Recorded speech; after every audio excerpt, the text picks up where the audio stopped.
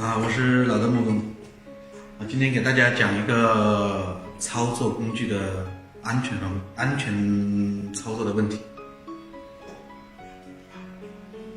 美工刀，美工刀是每个木工都必备的工具，但是这个工具可以说非常危险。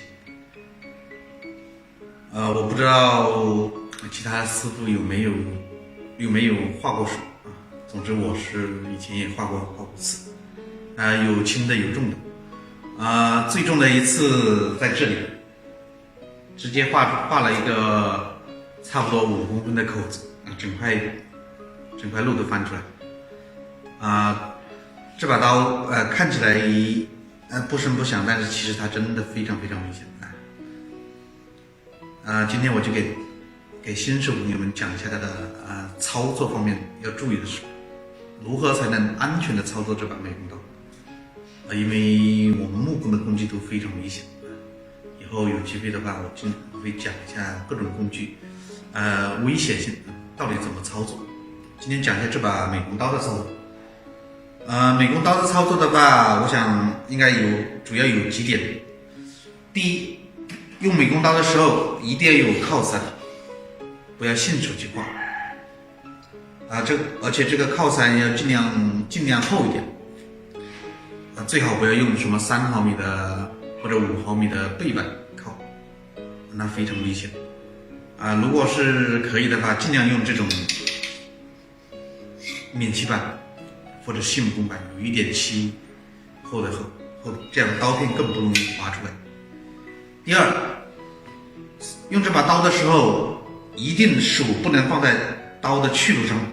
大家看，不能这样削，这样削的话，你的手在这里，那是非常危险。一定要这样削，千万手不能放在刀的去路上。第三点，也就是这块刀片要放多长出来。我们知道现在的刀片都有那种都是分成了一块的，标上了字母的。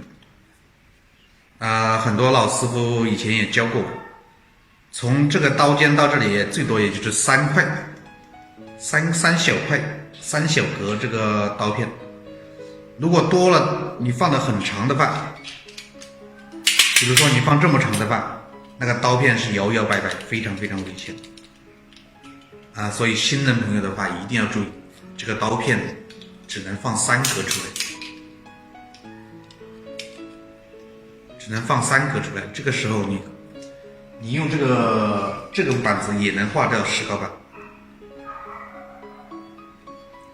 所以说这个刀片一定只能出来3格。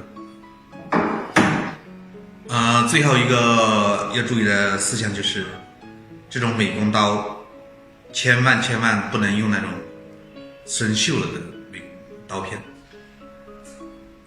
这个常识大家应该都知道，那个破伤风就像买彩票一样，这个中了奖那就几乎是没得救了。